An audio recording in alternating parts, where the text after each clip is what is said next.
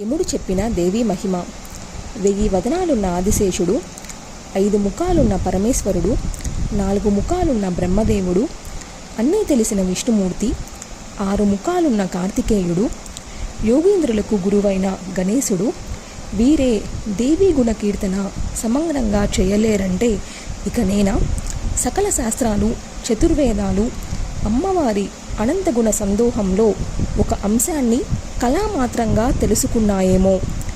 సరస్వతీదేవి అయినా పూర్తిగా తెలుసుకోగలిగిందని చెప్పగలుగుతుందని నేను అనుకోను. ధర్మ, సనకసనందన, సనత్కుమార, కపిల, సూర్యాది బ్రహ్మ మానసపుత్రులే దేవీ గుణ సమగ్ర వర్ణనకు సమర్థులు కారంటే ఇక మిగతా జడబుద్ధుల గురించి చెప్పాలా? సిద్ధులకు, సాధ్యులకు, మునీంద్రులకు, యోగీంద్రులకు సాధ్యం కానిది నా వల్ల మాత్రం అవుతుందా? బ్రహ్మ, విష్ణు, మహేశ్వరులే దేవీ పాద పద్మాలను నిరంతరం ధ్యానిస్తూ ఉంటారంటే ఇక వేరే చెప్పవలసింది ఏముంది? దేవీ భక్తులకు మాత్రమే ఆ తల్లి మహిమ తెలుస్తుంది.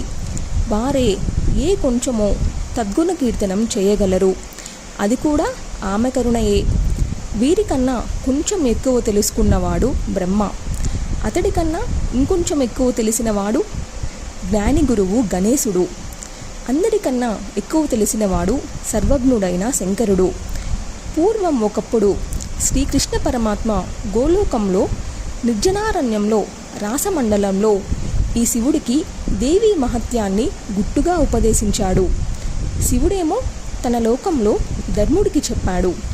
ధర్ముడు సూర్యుడికి తెలియజేశాడు. తపఫలంగా దేవీ మహిమను తెలుసుకున్న నా తండ్రి సూర్య భగవానుడు నేను తపస్సులకు వెళ్ళబోతున్న వేళ ప్రేమగా పిలిచి నాకు ఉపదేశించాడు. ఇది నా గురు పరంపర. నాకు తెలిసిందే తక్కువ, అయినా నువ్వు అడిగావు కనుక చెబుతున్నాను. నిజానికి ఆ తల్లి గుణగణాలు ఆవిడకే పూర్తిగా తెలియవు. ఇంకా ఇతరులకు ఎలా తెలుస్తాయి? ఆకాశం ఎంత ఉన్నదో ఆకాశానికి తెలుసా? సర్వకారణ కారకుడు,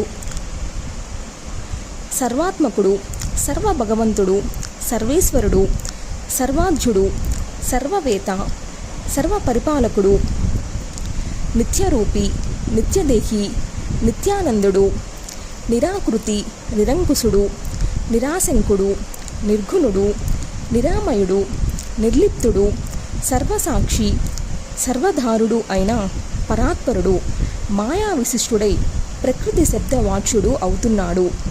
ఈ ప్రకృతి పురుషులు పరస్పరం అభిన్నులు.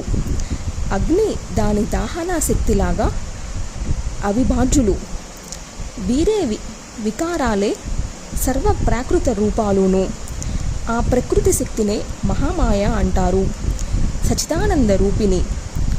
తాను రూపరహిత అయిన భక్తులను అనుగ్రహించడం కోసం రూపం ధరిస్తూ ఉంటుంది. మొట్టమొదటగా గోపాల సుందర రూపాన్ని సృష్టించింది. వెంటనే అత్యంత మనోహరుడైన గోపసుందరుని సృష్టించింది. ఆమె రాధాదేవి, అతడు శ్రీకృష్ణ పరమాత్మ. ఆ గోపకిశోరుడు నీలమేఘశ్యాముడు, కందర్పకోటి సుందరుడు, లీలాదాముడు, మనోహరుడు, వికసిత పుండరీకాక్షుడు, శరశ్చంద్ర వదనుడు, రత్నభూషణ విరాజితుడు, నవ్వు రాజిల్లేడు మోమువాడు, పీతాంబరధారి, బ్రహ్మతేజోబంధురుడు, పరబ్రహ్మస్వరూపుడు, కంటికి హాయిగా ఉంటాడు, శాంతాకారుడు, రాధాకాంతుడు. రాసమండలంలో రత్నసింహాసనం మీద ఇతడు కూర్చొని ఉంటే గోపికాగణం చూపులన్నీ ఇతడి వైపే, చిరునవ్వులన్నీ ఇతడి మీదనే. మురళిని నిరంతరం మోగిస్తుంటాడు.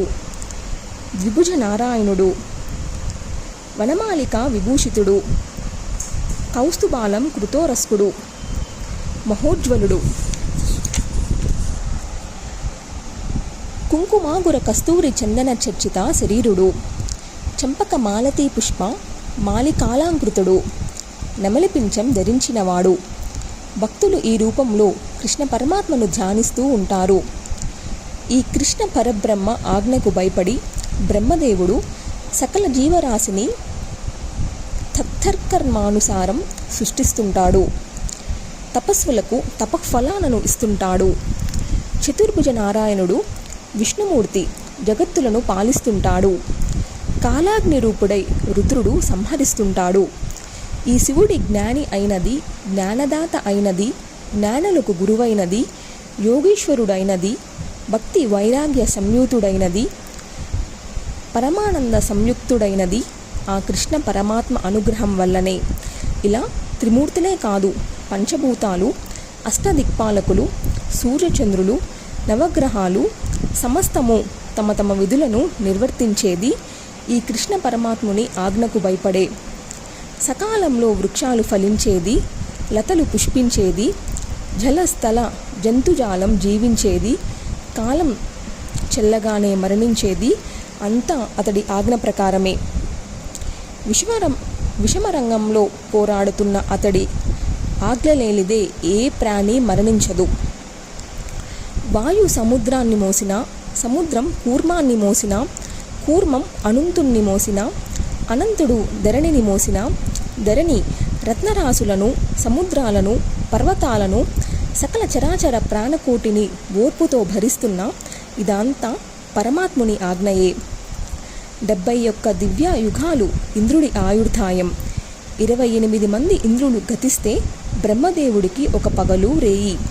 ఇలా 30 రోజులతో మాసం, 2 మాసాలతో ఋతువు, 6 ఋతువులతో సంవత్సరం ఏర్పడుతుంది. బ్రహ్మాయుషు పూర్తి అయితే అది కృష్ణుడికి ఒక రెప్పపాటు కాలం. ఆయన చక్షుర్ని మీలనం చేస్తే అది ప్రాకృత ప్రళయం. అప్పుడు సర్వదేవతలు, చరాచర జంతు వస్తుజాలము, సృష్టికర్త అందరూ శ్రీకృష్ణుడి నాభి పంకజంలోకి ఉపసంహారం పొందుతారు, లీనమవుతారు. వైకుంఠంలో క్షీర సముద్ర మధ్యాన శేషతల్పం మీద శయనించే చతుర్భుజ నారాయణుడు సైతం శ్రీకృష్ణ పరమాత్ముని వామపార్శ్వంలో లీనమవుతాడు. జ్ఞానాది దేవత శివుడు శ్రీకృష్ణుడి జ్ఞానంలో లీనమవుతాడు. సృష్టిలోని సర్వశక్తి స్వరూపిణులు కృష్ణమాయా స్వరూపిణి దుర్గలో కలిసిపోతారు. ఆవిడ బుద్ధికి అధిష్టాత్రి కనుక అతడి బుద్ధిలో లీనమవుతుంది. నారాయణుడి అంశ కుమారస్వామి ఆ శ్రీకృష్ణుడి వక్షస్థలంలో, శ్రీకృష్ణుడి అంశ గణేశుడు అతడి బాహువుల్లో కలిసిపోతారు. లక్ష్మీదేవి అంశాలన్నీ లక్ష్మీదేవి రాధాదేవిలోకి అంతరిస్తారు. సకల గోపికలు, దేవకాంతులు రాధలోనే లీనమవుతారు. రాధాదేవి అంటే శ్రీకృష్ణుడి ప్రాణాది దేవత. అతడి ప్రాణాలలోనే ప్రాణంగా ఉంటుంది. వేదశాస్త్రాలు సావిత్రిలోకి, సావిత్రి సరస్వతిలోకి, సరస్వతి శ్రీకృష్ణుడి జిహ్వా భాగంలోకి అంతర్భవిస్తారు. గోలోక గోపకుల అతడి రోమాలలోకి, వారి ప్రాణాలు అతడి ప్రాణాలలోకి, అగ్నిదేవుడు జఠరాగ్నిలోకి, సకల జనాలు రసనాగ్ర భాగంలోకి, వైష్ణవుడు అతడి పాద పద్మాలలోకి, ఇలా విరాడాంశాలన్నీ శ్రీకృష్ణ మహావిరాడ్ రూపంలో లీనమైపోతాయి. సకల విద్యలు అతడి రోమకూపాలలో దాక్కుంటాయి. అతడికి రెప్పపాటు కాలం అంటే మిగతా సృష్టికి మహాప్రళయం. ఇదే ప్రాకృత ప్రళయం. శ్రీకృష్ణ పరమాత్మ రెప్ప వాలిస్తే ప్రాకృత ప్రళయం, రెప్పతలిస్తే పునఃసృష్టి. బ్రహ్మాది దేవతలు ఆవిర్భవించి తమ విధులు నిర్వహిస్తూ ఉంటారు. సృష్టి అంతా మళ్ళీ కలకలలాడుతుంది. ఇలా ఎన్నిసార్లు సృష్టి లయాలు జరిగాయో ఎవరూ లెక్కించి చెప్పలేరు. భూగోళంలో ఎన్ని మట్టి రేణువులున్నాయంటే ఎవరైనా చెప్పగలరా?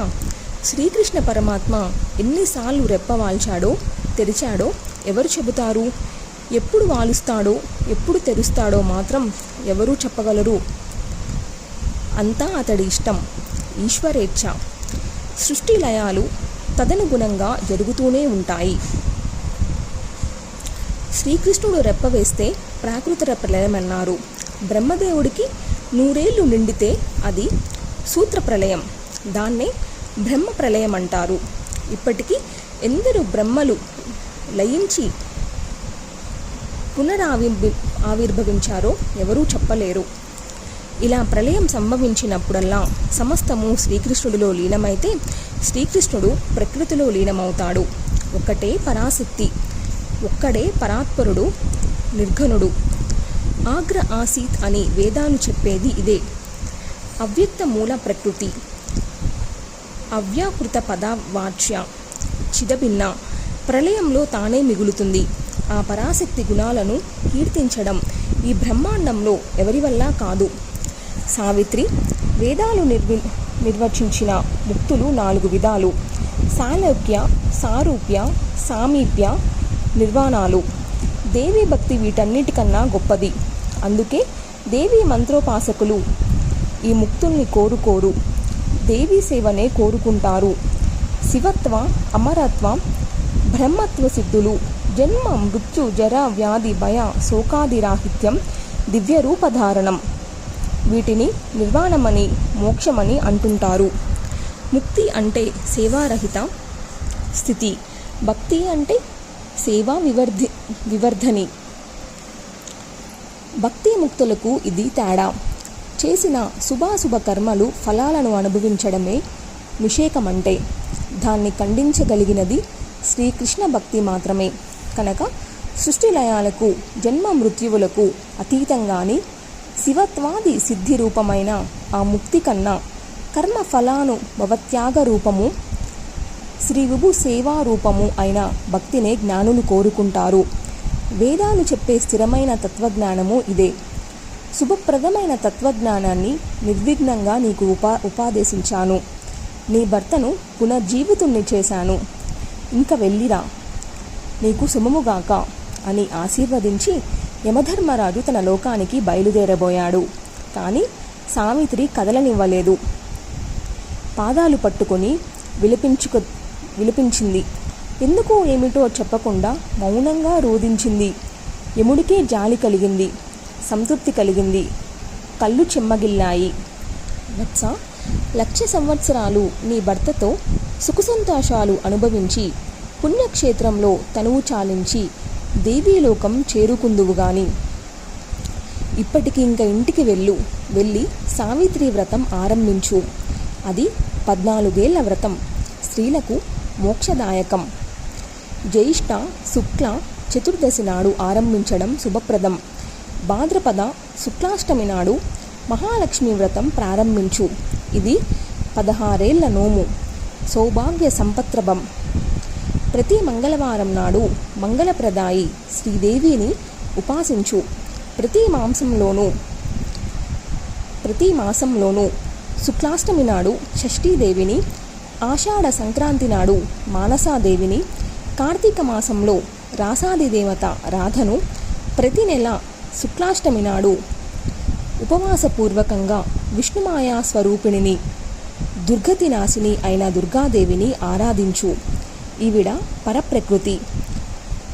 పతి పుత్రవంతులైన పతివ్రతలలో, యంత్రాలలో, ప్రతిమలలో ఈ దుర్గామాతను సందర్శించి ఆరాధించే వారికి సకల సంపదలు, సుఖసంతోషాలు సిద్ధిస్తాయి.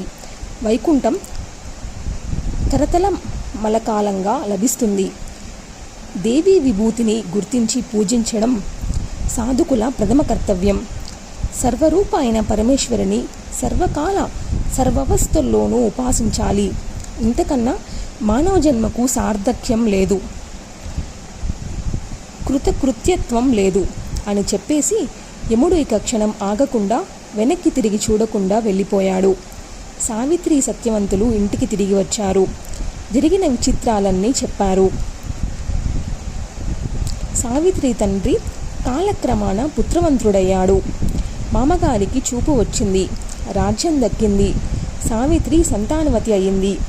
1,00,000 సంవత్సరాలు భోగభాగ్యాలు అనుభవిస్తూ యమధర్మరాజు ఉపదేశించిన నోములన్నీ చేస్తూ దేవీ పాద పద్మార్చనను ఏమారపకుండా చేస్తూ కాలం గడిపింది. కట్టకడపట ఒక పుణ్యక్షేత్రంలో తనువు చాలించి దేవీలోకం చేరుకుంది. నారద, సావిత్రి అంటే సూర్యాది దేవత, సూర్య మంత్రాధిష్టాన దేవత, వేదమాత, వేద సవిత్రి కనుకనే సావిత్రి అయింది. జీవకర్మ విపాకాన్ని గురించి ప్రధానంగా తెలియజేసే సావిత్రి ఉపాఖ్యానం సవిస్తరంగా వినిపించావు. ఇంకా ఏమి కావాలో అడుగు అని ముగించాడు నారాయణ మహర్షి.